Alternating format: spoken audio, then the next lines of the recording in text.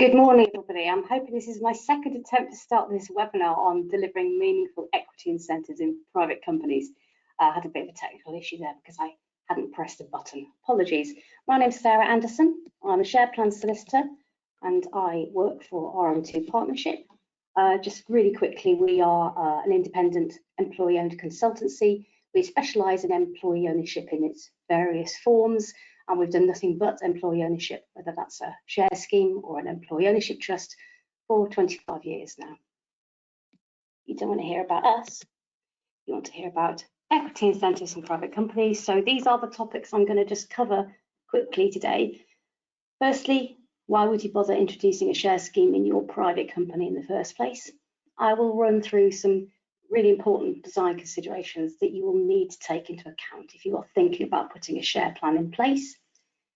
I'll look at some common shareholder concerns, questions that we always get asked by our clients who own private companies, and the perfectly reasonable concerns they will have about putting a share plan in place for their employees. I'll have a really quick look at the key schemes you might be able to use in a private company, and if we've got time at the end, I will take questions. Alternatively, you can contact me on the email address there. The webinar will be available on our website and on YouTube afterwards. And if you would like a copy of the slides, I will be very happy to send them to you so you can have a look at them in a bit more detail afterwards. So just to start off with, why would you bother introducing a share scheme in the first place? Well, I usually think of this in terms of macro drivers and micro drivers. So the bigger points, the macro drivers, there are various studies and reports that suggest that companies that have a degree of employee ownership will benefit from increased productivity, stronger economic performance. They are often seem to be more resilient in downturns, which in the last 10 or 15 years, unfortunately, has been quite important to various businesses in the UK economy. Share schemes can give employees a sense of ownership, and when people feel like owners, they are much more likely to feel empowered to make innovations and positive changes to their business. Schemes can be a really good way of retaining employees and to increase their engagement generally. And on a micro driver perspective, so why would you want to put a share scheme in your particular company? You might want to recruit a key hire. You might want to retain key people in the long term. You might well be looking at loyalty to your business in the past. More likely, you're going to be looking to reward performance in the future. And you might want to focus on particular targets, whether that's the sale of the business or individual performance targets linked to your commercial requirements as a business. In addition, share schemes can deliver tax efficiency over and above cash-based schemes.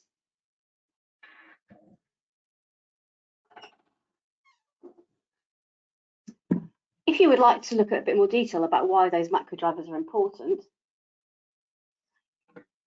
sorry, I'm still having issues with technical points and I'm not quite sure why my slides aren't moving. Apologies.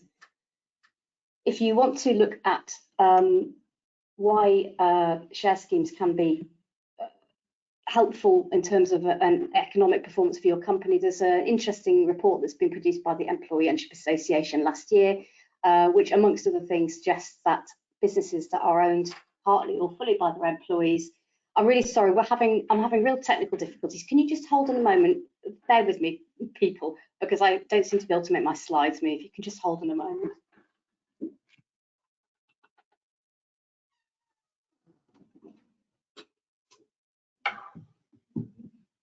Why is that not moving? I don't understand. Sorry, everybody.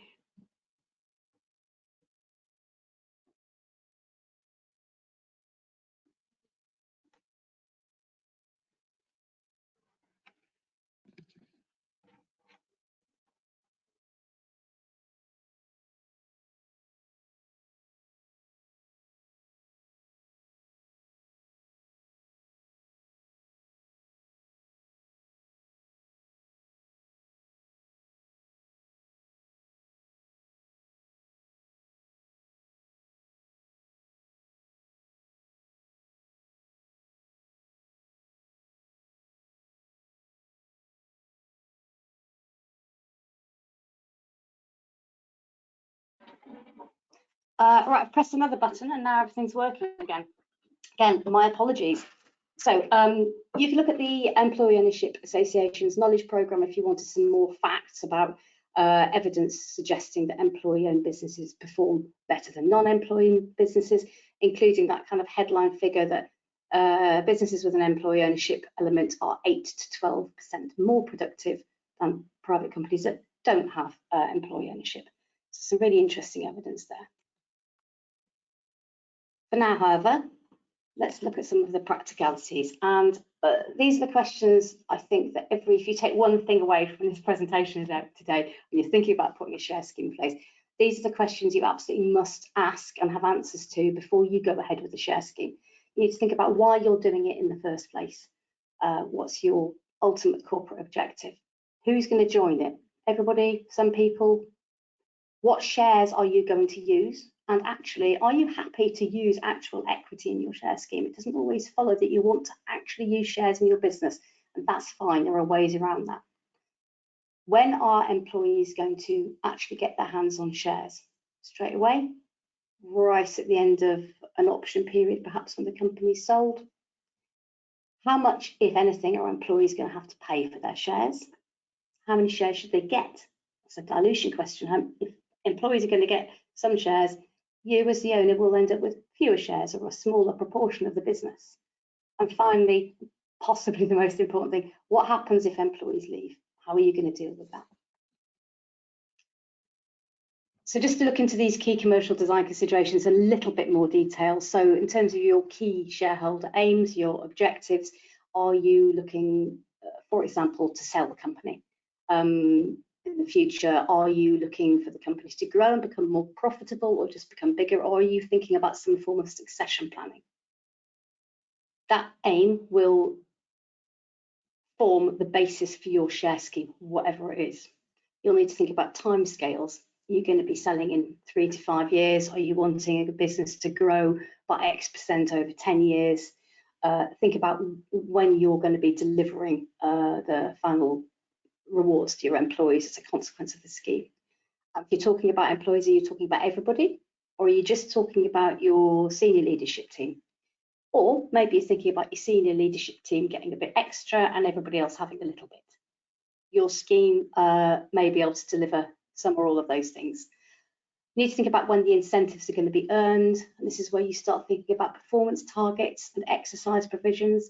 If you're simply looking to sell your company, your performance target might be as simple as, when I sell my company, you will be able to exercise your options, not before.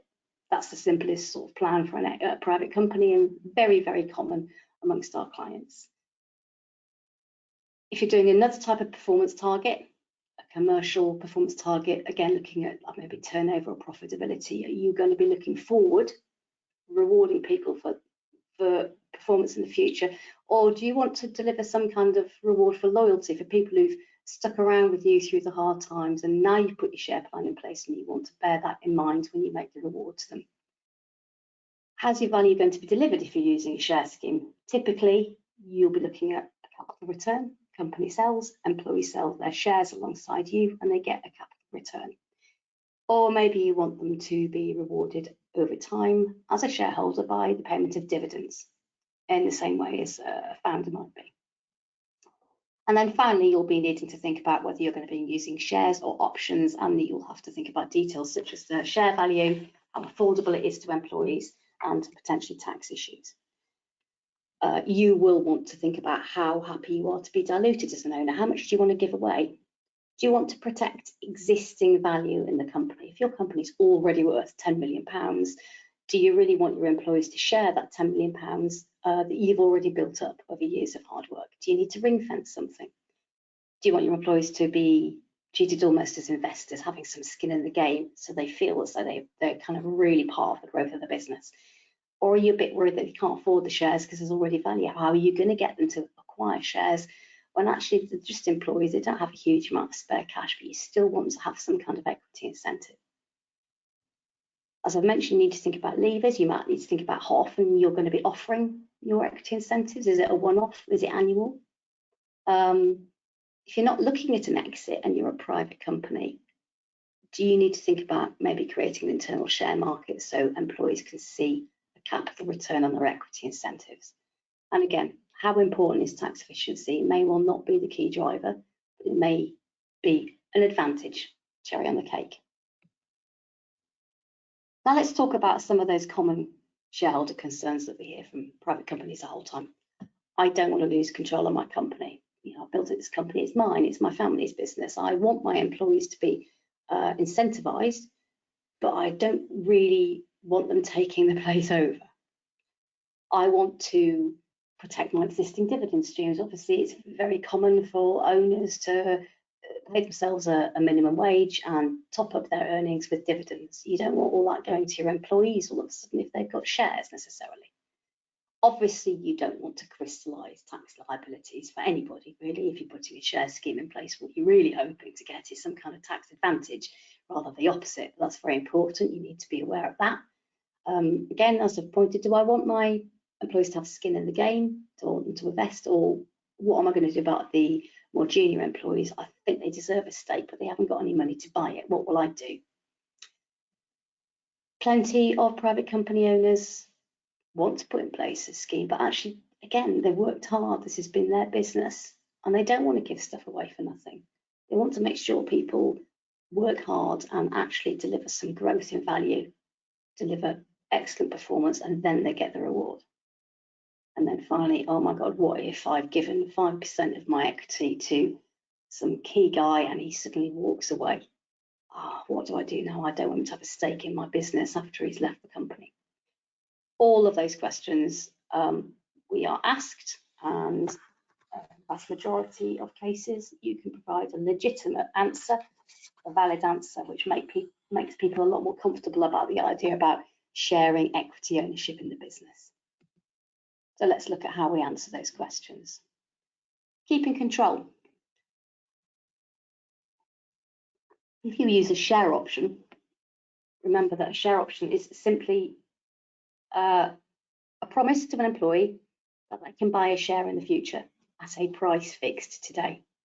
An option is not the same as a share, it doesn't have any share rights, it's just a promise. So if you've got options, there are no share rights attaching to them until there is an exercise of the option and people actually acquire the shares.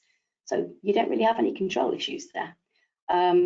Particularly helpful if you're looking at what we call exit-only options, where you grant an option to an employee and you say, if I ever sell my business, you can exercise your option then, acquire some shares and sell your shares alongside me. And if you're using that kind of share option plan, there is no problem about keeping control. If you are using shares, shares will have rights attached, and that may include votes. And that's what makes people concerned. Or what if they start voting against me using their shares? Well, the obvious answer, if you're a private company and that is a concern to you, is create a new class of shares that doesn't carry any votes. There you go, sorted. You've got capital return on those shares if they're if the company's sold. You can pay dividends on them, but they don't have any votes. You can't be outvoted. You can use simple maths and just make sure you don't give too much away. So rule of thumb usually for any company is really 10% of the equity for your share scheme. Private company will often do more than that. As long as you're not going over 25%, you've still got the majority of control there and it should be fine. You do need to think about a couple of other things. So looking at your articles of association, make sure that any shares held by employees are restricted in terms of transfer, so they can't just sell their shares to any Tom, Dick or Harry. They have to sell them usually back to the company or an existing shareholder, so you keep in control there. Drag along rights can be helpful. Again, put these into your articles. If a buyer comes along and you are, for example, the 90% shareholder, you've got employees holding the remaining 10% of share capital, they can't block you selling the company. You've got the final shout and they can be dragged along in a sale with you. And you can, of course, also have reserved matters set out in a shareholders agreement. So any big decisions are decisions that will be made by the founders rather than employee shareholders. If you are using a cash-based plan or a phantom share scheme or something along those lines, those are just share plans that will deliver value based on the increase in the value of the company, but not using any equity. No shareholdings, no share rights, no worries about control. So the control point can usually be very easily answered by using one of those approaches, whichever you feel most comfortable with. And in fact, the dividend protection point is pretty much exactly the same. If you've got share options, you have no share rights attaching to those options until they're exercised. So there can't be any dividend issues. You don't pay dividends and options. Again, consider exit only options, and that will ensure that you're not diluting your own dividend stream as a founder. If you are using shares, again, you can create a different share class that doesn't pay dividends if you want to, although, to be honest, that does rather raise the question of how motivational that scheme might be. You probably not going to want, employees are going to have to pay something for their shares at some point. Why would they pay something for their shares if you're not going to get any return on it until a potential sale at some point in the future? You'd be better off just using an option for that. But of course, you can create a different share class that pays dividends at a different level. So your dividend stream or your family's dividend stream is still protected. You have a separate class of employee shares and you can pay dividends to them at a different rate to you. In some cases, you might, for example, as a particular share plan I will talk about in a minute, effectively a deferred share purchase plan where you award people shares today, but they don't pay for the shares until some point in the future. They have shares, they can receive dividends on them. You could, if you wanted to be extra careful, say, I'm not going to pay any dividends on those shares until you've made that deferred payment for your shares in the future. So that's another way of protecting your dividend stream. And once more, phantom options, phantom schemes, whatever you call them, there is a cash-based plan based on the increase in growth in share value. You're not giving any shares away. There are no dividend issues. So controlling dividends follow the same pattern, and it is pretty easy for private company owner to make themselves feel comfortable about that position, depending on the share scheme that they use and the structure of it. Tax efficiency is important. There are specific share plans available that you can use that are there specifically to give tax deductions. So the most common ones in terms of share options are the Enterprise Management Incentive Plan, which is ideal for smaller companies, and the Company Share Option Plan, which is used by larger companies or companies carrying out particular trades that don't qualify for EMI. Those plans should deliver capital gains tax treatment as a goal rather than income tax treatment and NICS charges. And they also provide corporation tax deductions for companies. So those are the most commonly used tax efficient plans by private companies. Shares, if you're going to be using shares, the key thing you need to remember is if you give an employee a share that is worth £10 and they pay £10 for it, that's fine. If you give an employee a share that is worth £10 and they don't pay anything for it, they will be charged tax on that discount. So if they pay the full value, there's no income tax or national insurance contributions to pay.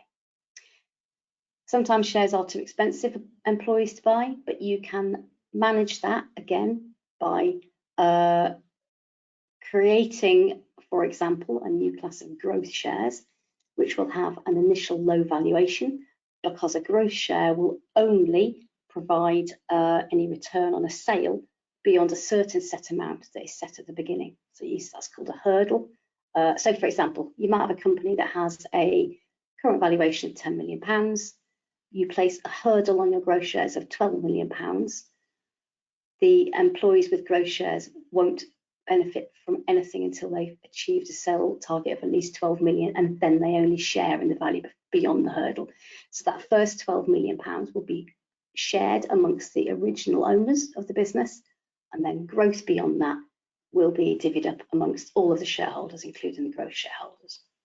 And the advantage for that is because the growth share has to wait for a lot of growth to happen, at the time you award it, it's not worth as much as an ordinary share. So that is a way of keeping the valuation, the initial investment amount by employees, lowish. You could use a deferred share purchase plan, which I mentioned on the previous slide. Employee, here is a share, it is worth £10. I want you to pay £10 for it, but you don't have to pay it now. Pay it when you've got the cash.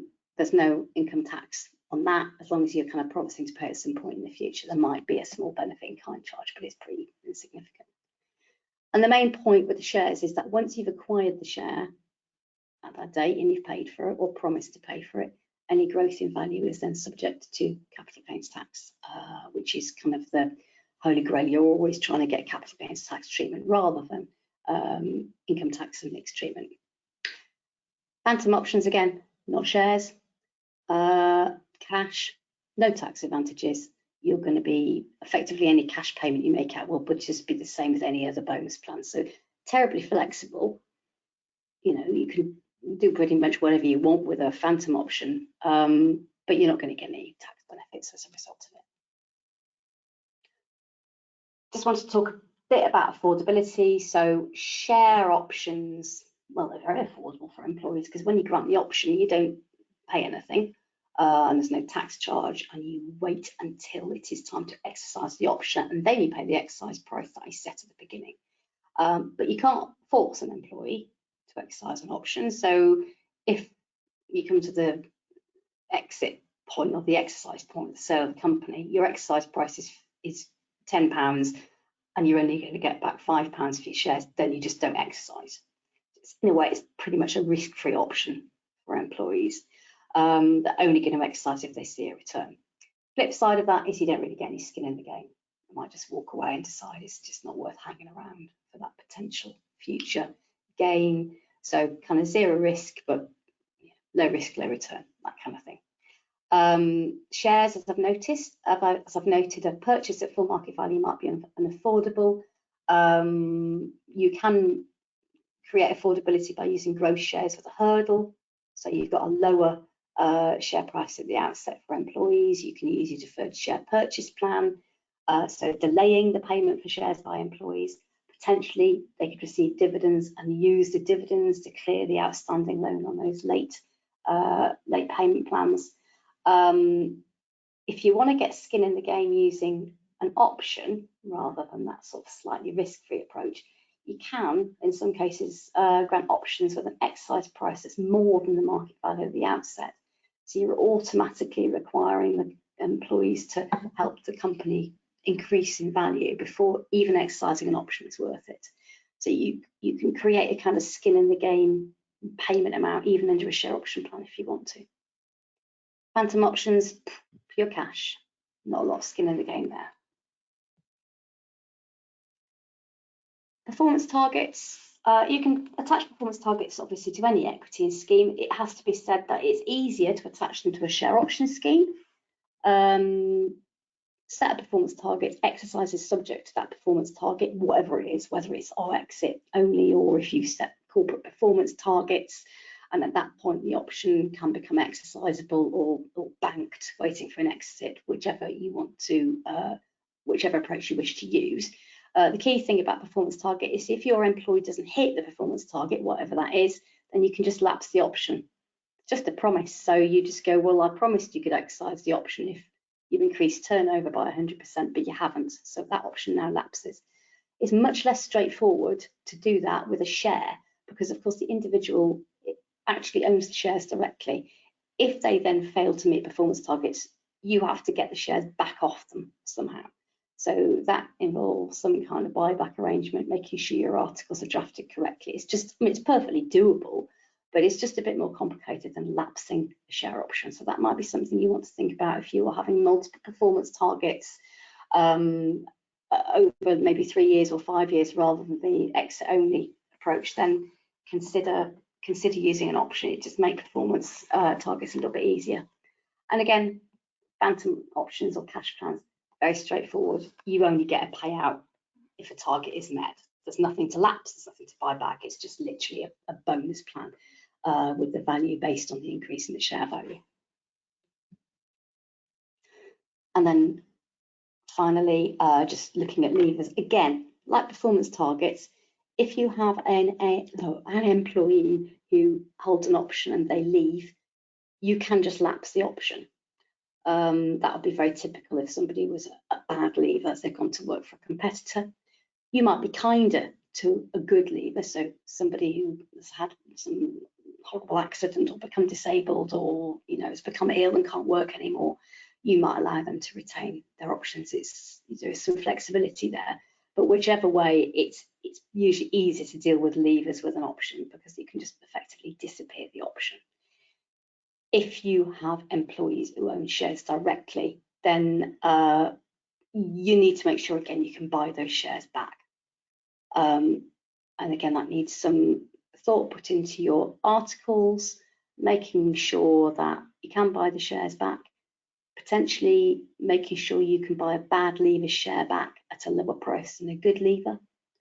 And in all cases, whether you've got an option scheme or a share scheme, you need to think about your definition of what a good leaver is or what a bad leaver is. Are you going to be very specific about what a bad leaver is? Are you going to allow some discretion as to what a good leaver is? And always remember that if you are using a tax advantage share scheme like an EMI or a CSOP or a share incentive plan, you are going to have to look at the definitions of the legislation and you may not necessarily be able to choose your own reasons.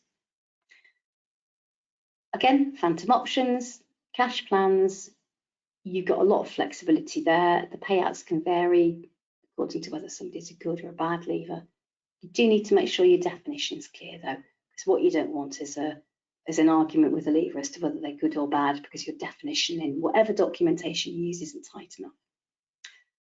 Just as a general rule, smaller private companies tend not to let ex-employees keep shares or options. It's just not practical. Really quickly, I wanted just to summarise the key schemes available, and just for your information, there is a summary. You can see these summaries. I won't go through these now. A summary of all the key schemes that are available that you might want to use as a private company. As I say, the slides are going to be available later, so you can go through the details in the privacy of your own homes. But if you want a quick summary of the key schemes, I've divided up into option shares and kind of cash LTIPs. So your share option approach, enterprise management incentive or EMI, which is available for smaller companies, usually companies with fewer than 250 employees and that carry out particular trades.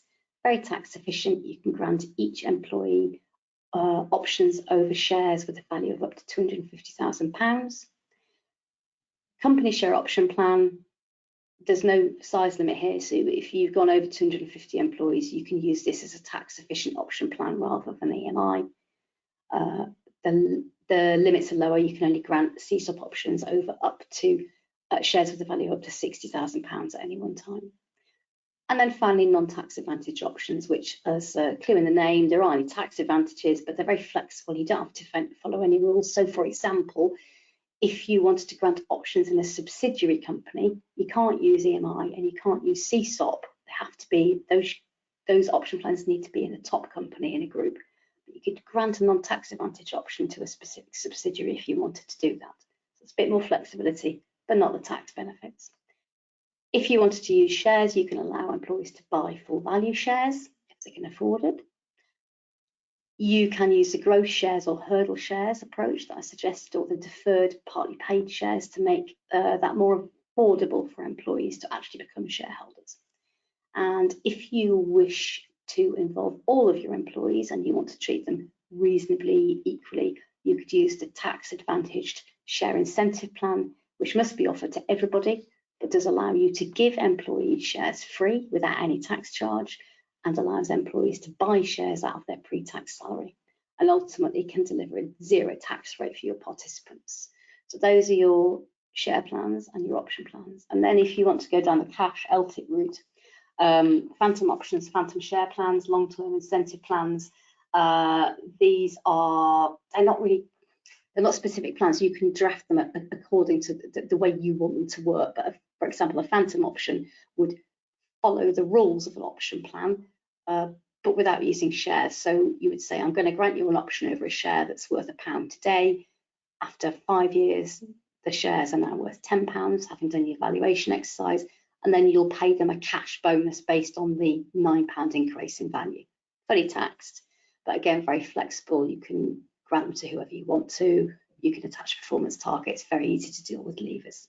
So those schemes will be ideal for companies who maybe don't fit into the rules of EMI or CSOP, maybe want to use them for consultants, or just don't want to follow the specific legislative requirements for those tax advantage plans. Maybe tax advantages isn't the key driver here, so you just want to get people to be involved in helping grow the company and just pay them a simple bonus plan at the end.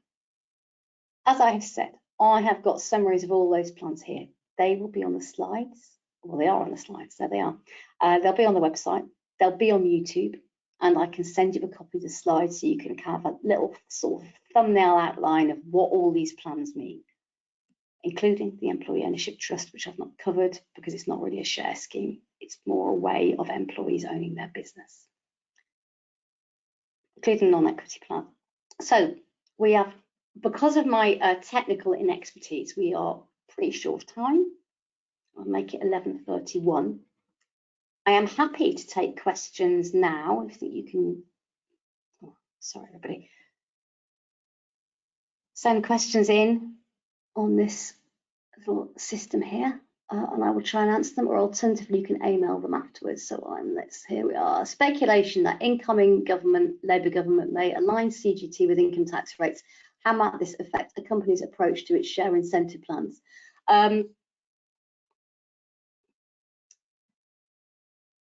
I would be surprised if CGT was completely aligned to income tax and national insurance contributions, but if that were the case, then obviously share plans would effectively lose any tax benefits. I think that would be, or as they currently drafted anyway, they would, and that would be weird because employee share ownership has been supported widely in terms of tax breaks for employees by all governments of all colours since at least 1984. I think it would be extremely surprising if this wasn't taken into account with any tax changes any future government might make.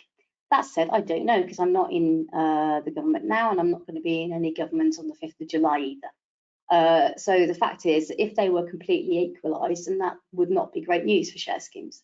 However, there are other reasons why you would put a share scheme in place in a private company. And that goes back to those macro drivers we were talking about earlier. Effectively, you are talking about widening share ownership and making employees feel like owners. And there are, as I said, there's plenty of evidence to suggest that that may well be a good thing and will be good for the productivity of your company and so on and so forth. And the productivity point is exactly why governments have supported employee ownership. There is a general acceptance that employees owning shares in their businesses is a good thing. It can help productivity, it can help retention, it's good for Rule Britannia or Great Britain or whatever the current buzz phrase is. So clearly, I'm hoping that there won't be any changes to that, and we'll have to wait and see. I'm not sure if I've got any other questions. So that's all the questions. So what I'll do is I will wind up now. Send you all an email. Thank you very much for listening. I am sorry about my technical inexpertise at the beginning of the webinar. I'll send you around an email link afterwards with a link to the slides, and you can see it on YouTube. Thank you for listening. My email address is there if you've got any particular questions you want to send me. Be really very happy to hear from you. I'm always happy to speak to people about share schemes. Thank you for listening. Thank you for your time, and I hope you have a great day.